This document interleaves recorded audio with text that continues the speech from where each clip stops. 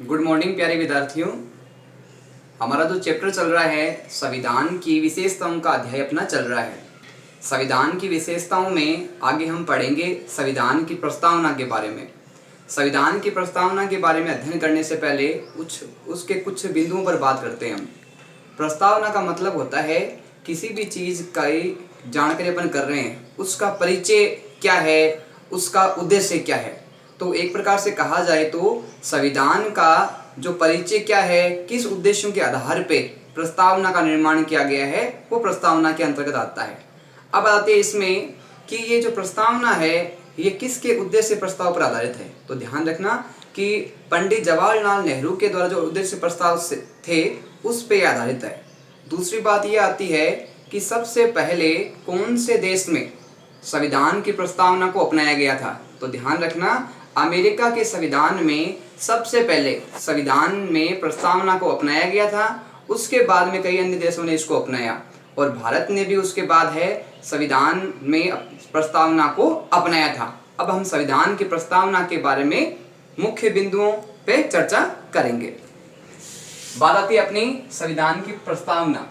तो संविधान की प्रस्तावना का मतलब हो गया कि संविधान में किन बातों को लक्ष्य किया गया है, कौन कौन से संविधान के उद्देश्य हैं और ये किस प्रकार से नीति और व्यवस्था पे आधारित है, इसके बारे में प्रस्तावना में बताया गया है।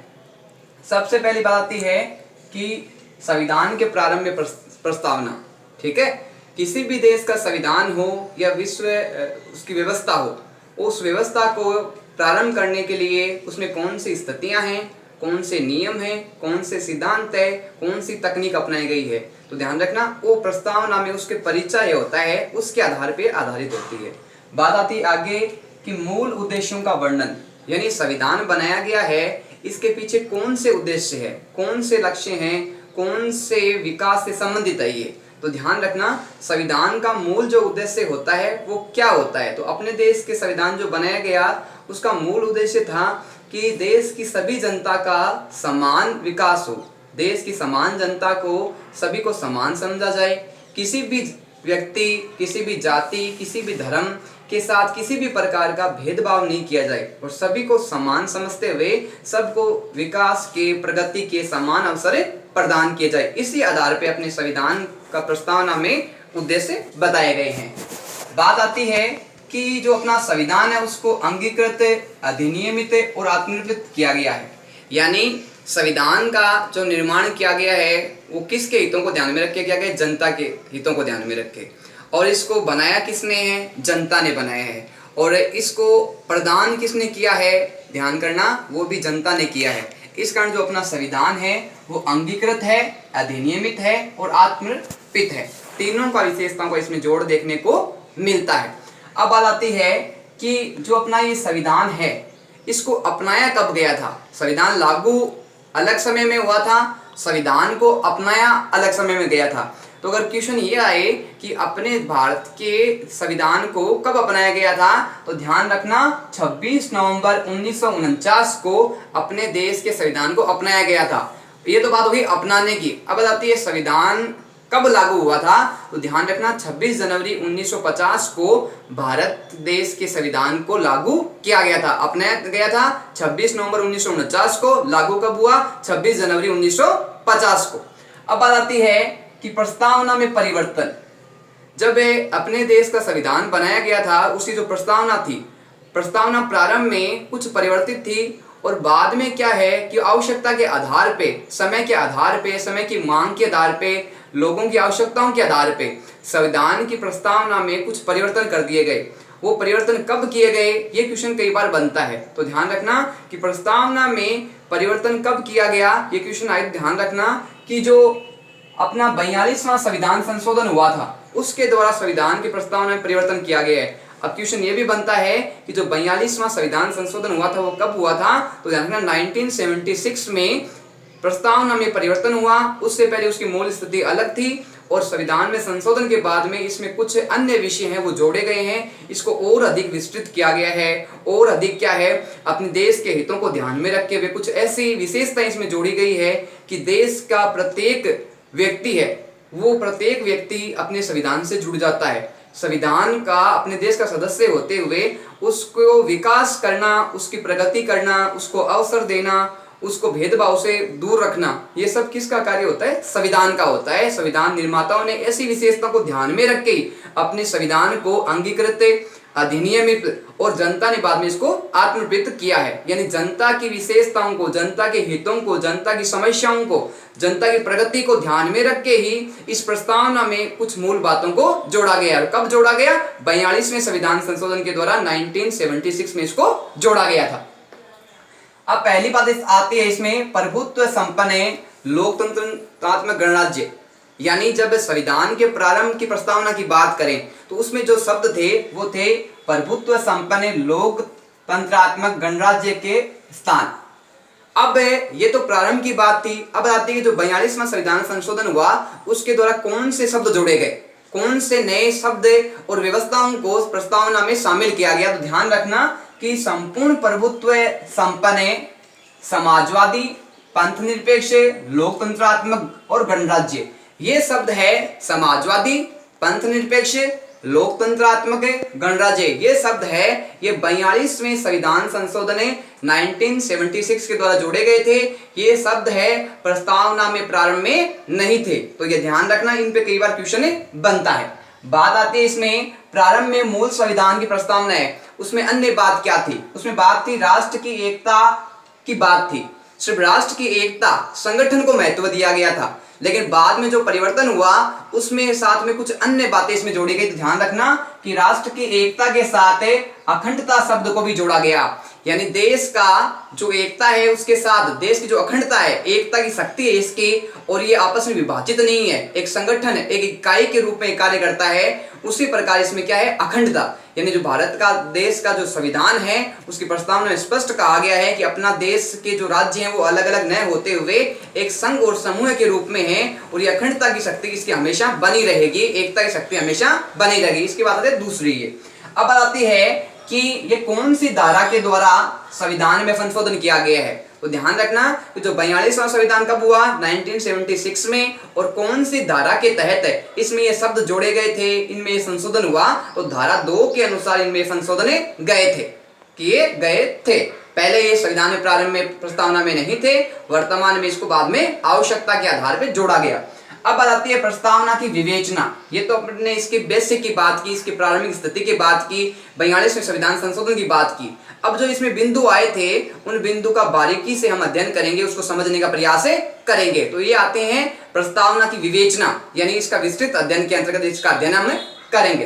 पहली बात आती है इसमें घोषणात्मक भाग। यानी घोषणात्मक जो भाग था जिसमें उद्घोषणा की गई थी उसमें क्या सम्मिलित था। तो ध्यान रखना, हम भारत के लोग संप्रभुता जनता में नहीं थे। यानी हम भारत के लोग, यानी भारत में रहने वाले सभी लोग, बाद में बात है संप्रभुता जनता में नहीं थे। यानी इस देश के संविधान का निर्माण किया गया है, ये किसके द्वारा किया गया है? संप्रभुता जनता में नहीं, जनता की शक्ति के द्वारा ही इस देश के संविधान का निर्माण किया गया है, इस देश की सरकार का निर्माण किया गया है। तो जो शक्ति है वो किसके पास है? जनता में निहित है। जनता के पास शक्ति है कि जनता ने उसका निर्माण किया, जनता ये उसको आगे बनाए रखेगी, जनता ये आवश्यकता के आधार पे उसमें परिवर्तन करेगी। तो ध्यान रखना, हम भारत के लोग, यानी इस देश में रहने वाला प्रत्येक व्यक्ति है, उसने प्रत्यक्ष या अप्रत्यक्ष रूप से अपना सहयोग किया है, तब जाके क्या है कि अपने संविधान का निर्माण हुआ है। बात आती है सरकार है वो जनता से शक्ति प्राप्त करती है।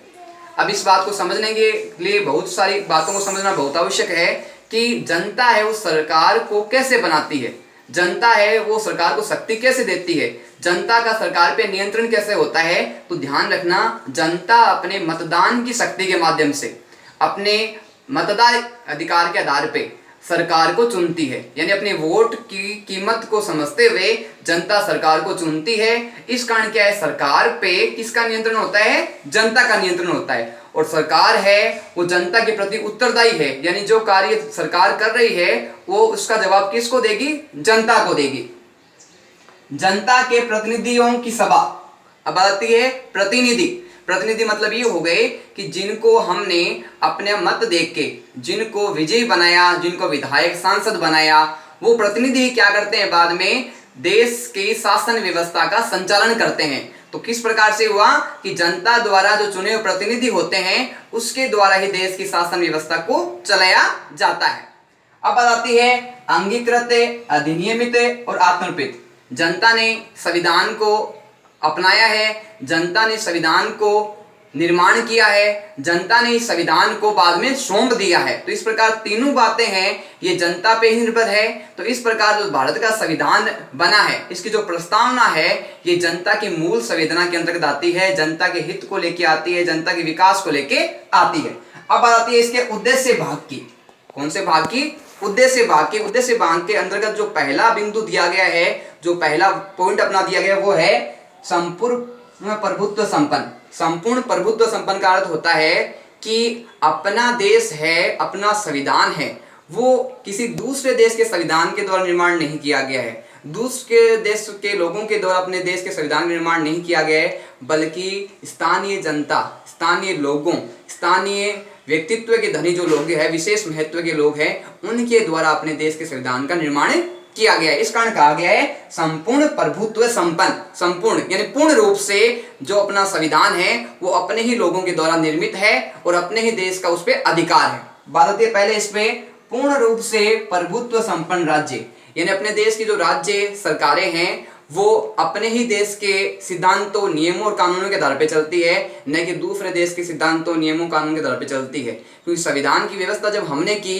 तो अपनी जो शासन व्यवस्था है, अपनी जो प्रशासन व्यवस्था है वो भी क्या है कि अपनी व्यवस्थाओं के आधार पे, यानी अपने कानूनों के आधार पे, अपने नियमों के आधार पे चलेगी। अब आती है आंतरिक व विदेशी मामलों में स्वतंत्र, यानी भारत के जो आंतरिक मामले हैं, यानी अपने देश के भीतर के मामले हैं या मान लो अन्य विदेशी मामले हैं, वो क्या है पूर्ण रूप से भारत स्वतंत्र है। भारत के ऊपर किसी शक्ति के अधीन भारत नहीं है, किसी शक्ति के अधीन न रह के कार्य करता है। भारत है वो अपने चाहे घर के मामले हो चाहे विदेशी मामले हो, उन पे जो निर्णय लेता है वो स्वतंत्र रूप से निर्णय लेता है, किसी देश, अन्य देश की शक्ति के अधीन नहीं है। और वो अपना जो निर्णय लेता है वो इच्छा से किसी का सहयोग ले सकता है, लेकिन कोई जबरदस्ती कोई देश है उसके ऊपर, भारत के ऊपर है, उसके निर्णयों को नहीं थोपा जा सकता, जबरदस्ती लागू नहीं किया जा सकता, क्योंकि भारत है एक पूर्ण रूप से स्वतंत्र देश है। अब बताती है कि समाजवाद। समाजवाद शब्द है, इसका मतलब होता है समाज में रहने वाली संपूर्ण जनता। संपूर्ण जनता है वो समाजवाद, यानी अपने देश के अंतर्गत रहती है, तो प्रत्येक व्यक्ति को समाज में रहने के कारण संपूर्ण प्रकार से समान अधिकार मिले हैं। प्रस्तावना में प्रारंभ में क्या है कि समाजवाद शब्द नहीं था। समाजवाद जो शब्द जोड़ा गया है वो जोड़ा गया है 42वें संविधान संशोधन के द्वारा समाजवाद के शब्द को जोड़ा गया है। 42वां संविधान संशोधन कब हुआ था? 1976 में समाजवाद शब्द को जोड़ा गया था। किसमें? प्रस्तावना में। और प्रस्तावना का मतलब होता है कि उसका परिचय, कि अपनी व्यवस्था कैसी है देश की, अपने उद्देश्य कैसे हैं, उससे संबंधित बात आती है।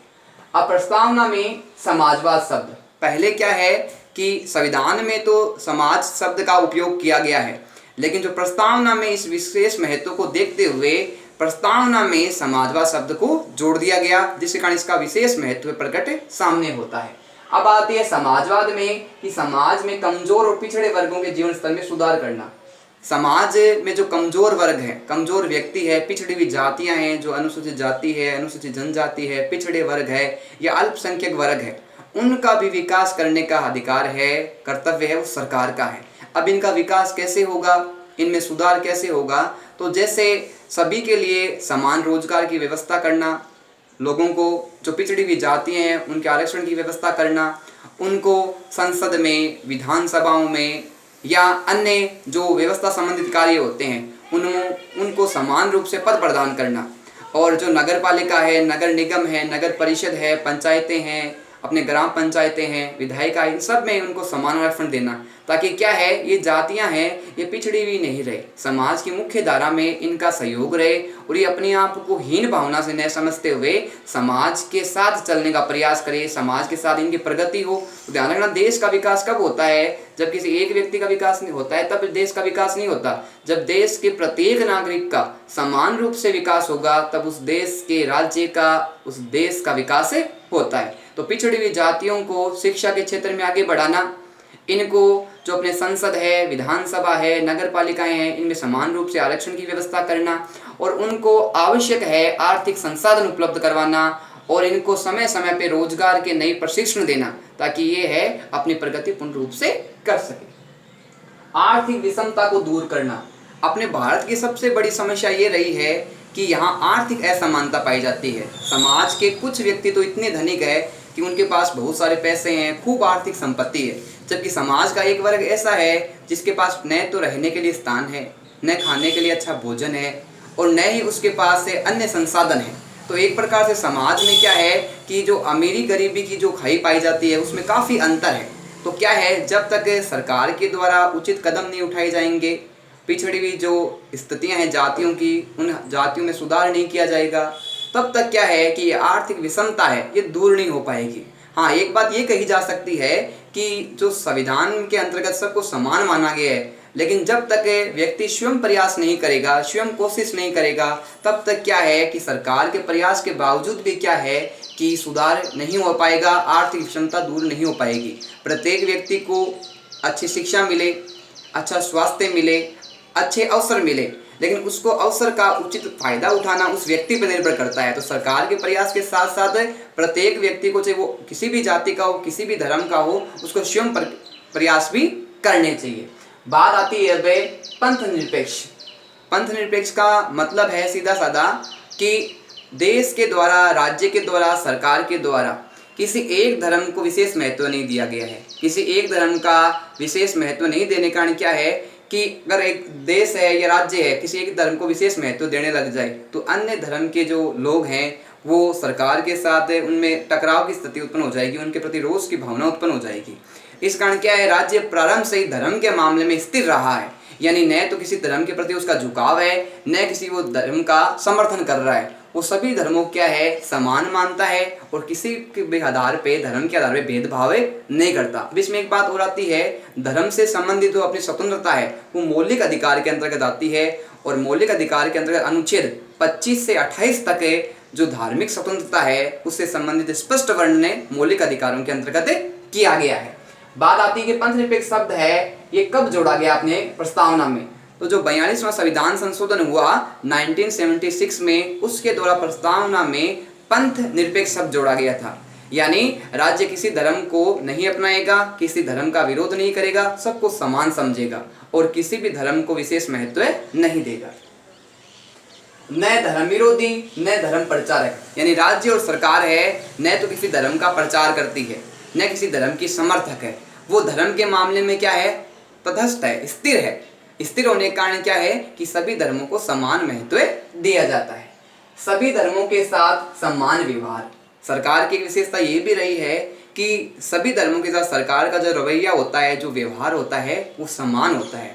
समान होने का कारण है कि किसी धर्म की बुराई नहीं करना, किसी धर्म में कमी नहीं निकालना, किसी धर्म को विशेष महत्व देकर उसको आगे नहीं बढ़ाना, किसी विशेष धर्म पे जोर नहीं देना, ये राज्य और सरकार की विशेषताएं होती है। इस कारण कहा गया है कि राज्य न तो धर्म विरोधी है न ही किसी धर्म का प्रचार करने वाला है या प्रसारक है उसका। बात आती है लोकतंत्रात्मक। लोकतंत्रात्मक का मतलब होता है कि जनता के द्वारा किसी व्यवस्था की स्थापना करना और सुधार करना। राज सत्ता का प्रयोग है निर्वाचित प्रतिनिधि, यानी अपने देश की जो शासन व्यवस्था है वो किसी व्यक्ति विशेष पे आधारित नहीं है, वंश के आधार पर आधारित व्यवस्था नहीं है, ये एक निर्वाचित व्यवस्था है। और निर्वाचित होने के कारण जनता के द्वारा जिस व्यक्ति को चुना जाता है वो क्या करता है, शासन करता है। और शासन करने के कारण क्या है कि वो जनता के प्रति उत्तरदायी है, जवाबदेही है। लेकिन अगर मान लो कि ये जो शासक है वो निर्वाचित नहीं होता, जनता द्वारा चुना हुआ प्रतिनिधि नहीं होता, तो क्या करता, अपने इच्छा के आधार पे कानून बनाता, नियम बनाता, उनको लागू करता। और हो सकता है कि जिस व्यक्ति को वंश परंपरा के आधार पे चुना गया है वो देश का विकास करने वाला न होकर देश की हानि करने वाला हो, व्यक्ति विशेष को लाभ पहुंचाने वाला हो, देश की जनता को समान भावना से नहीं देखता हो। इस कारण भारत में जो व्यवस्था अपनाई गई है, शासन व्यवस्था, वो जनता के द्वारा निर्वाचित प्रतिनिधियों की व्यवस्था अपनाई गई है। बात आती है जनता के प्रति उत्तरदायी। जब जनता ने वोट देके अपने प्रतिनिधि को चुना, चाहे वो 2 साल के लिए चुने, 5 साल के लिए चुने या दोबारा उसी को चुन ले, तो जनता के प्रति उसका उत्तरदायित्व बनता है, उसका कर्तव्य बनता है कि जिन लोगों ने मुझे चुना उस जनता के हितों की रक्षा करना, उस जनता को आगे बढ़ाना, उसकी आर्थिक स्थिति में सुधार करना, समाज की समस्याओं को दूर करना उसका दायित्व होता है। लेकिन जब वो व्यक्ति अपने दायित्व को नहीं निभाए तो उसको पद से हटा दिया जाता है, विस्थापन कर दिया जाता है, उसको उसके पद से दोबारा नहीं चुना जाता क्योंकि वो कर्तव्यशील नहीं है। तो इस प्रकार कहा जा सकता है कि जो शासक है वो किसके प्रति उत्तरदायी होता है? जनता के प्रति उत्तरदायी होता है। बात आती है अब सामाजिक, आर्थिक और राजनीतिक न्याय की। सामाजिक, आर्थिक और राजनीतिक न्याय में एक बात स्पष्ट कही गई है कि व्यक्ति चाहे किसी भी जाति का हो, किसी भी धर्म का हो, किसी भी वर्ण का हो, किसी भी भाषा का हो, किसी भी संस्कृति का हो, किसी भी लिंग का हो या किसी भी विविधता से संबंधित हो, समाज की दृष्टि से, न्याय की दृष्टि से, आर्थिक दृष्टि से सभी को समान अवसर प्रदान करना, किसी के साथ किसी प्रकार का कोई भेदभाव नहीं करना। और अगर किसी व्यक्ति ने किसी चीज़ का उल्लंघन किया है, कोई गलत कार्य किया है, तो चाहे वो अमीर हो, चाहे गरीब हो, चाहे किसी भी पद पे क्यों ना हो, जो इस व्यक्ति ने गलत कार्य किया है, जो दोषी है, उसको समान रूप से सजा देना। तो इस प्रकार के जो भेदभाव है वो अपने संविधान में, इस संविधान की विशेषताओं को दूर करने के लिए, एक अच्छे संविधान को बनाने के लिए प्रमुख रूप से साबित होते हैं कि किसी व्यक्ति के साथ किसी प्रकार का कोई भेदभाव नहीं किया जाएगा। बात आती है गणराज्य की। गणराज्य शब्द है वो भी संविधान में बाद में अपने सम्मिलित किया गया है, संविधान की विशेषताओं को प्रकट करता है। इसमें आता है कि जो राज्याध्यक्ष है या सर्वोच्च व्यक्ति है वो वंशानुगत नहीं है। अपने देश का राष्ट्रपति हो, प्रधानमंत्री हो, राज्यपाल हो, मुख्यमंत्री हो, चाहे कोई भी पद हो किसी भी प्रकार का, वो वंशानुगत नहीं है। वंशानुगत का मतलब होता है परिवार परंपरा के आधार पे। पहले मान लो दादा है, वो राजनीति में स्थिति में था, उसके बाद में उसका बेटा है, उसने राजनीतिक पद ले लिया, बाद में उसका बेटा है तो उसने पद ले लिया। तो भारत में इस व्यवस्था को नहीं अपनाया गया है। भारत में निर्वाचित व्यवस्था को अपनाया गया है कि जो व्यक्ति अपनी योग्यता के आधार पे, अपने कौशल के आधार पे, अपने अनुभव के आधार पे और जनता के विकास के आधार पे, उसकी योग्यता के आधार पर उसको चुना जाता है, न कि वंश परंपरा के आधार पे। अपने देश में शासन व्यवस्था अपनाई गई है, चाहे राष्ट्रपति का पद हो, चाहे कोई भी पद हो, अपने वंश परंपरा को पूर्णतः दरकिनार किया गया है और जनता द्वारा निर्वाचन व्यवस्था को अपनाया गया है। बात आती है निर्वाचित प्रतिनिधि, यानी अपने देश का जो राष्ट्रपति हो उसको भी जनता चुनती है, लेकिन उसका चुनने का तरीका अलग होता है।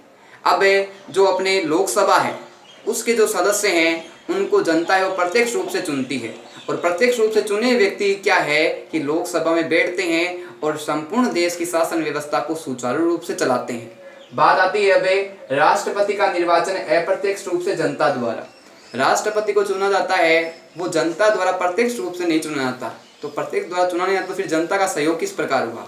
तो ध्यान रखना कि जनता ने जिन प्रतिनिधियों को चुना है, जिनको चुनकर उसने लोकसभा में भेजा है, विधानसभा में भेजा है, या अन्य जो राज्यसभा वगैरह है, उनको ध्यान में रखते हुए भी क्या करना है कि वो राष्ट्र अध्यक्ष का, राष्ट्रपति का निर्वाचन होता है। तो इस पर कहा जा सकता है कि जनता है वो प्रत्यक्ष रूप से राष्ट्रपति का निर्वाचन नहीं करती, लेकिन जनता के द्वारा जिन प्रतिनिधियों को चुना गया है वो चुने हुए प्रतिनिधि किसका निर्वाचन करते हैं? राष्ट्रपति का निर्वाचन करते हैं। इस प्रकार स्पष्ट होता है कि भारत में वंश व्यवस्था को न अपना के, वंश परंपरा को न अपना के निर्वाचित प्रतिनिधि व्यवस्था को अपनाया गया है, जिसमें प्रमुख रूप से जो शक्ति होती है जनता के पास होती है और अंतिम शक्ति होती है वो भी जनता के पास होती है। इस प्रकार कहा जा सकता है कि देश की शासन व्यवस्था है वो जनता के नियंत्रण में रहती है। जनता है वो अच्छे कार्य करने वाले को आगे दोबारा चुनती है, और जो कार्य अच्छा नहीं करता, जिसकी शासन व्यवस्था अच्छी नहीं होती, उसको जनता है वो मतदान दोबारा नहीं देती और उसको पद से हटा देती है, और जो अच्छा कार्य करता है उसको दोबारा चुनती है और देश के विकास में अपना महत्वपूर्ण योगदान मतदान के द्वारा जनता देती है।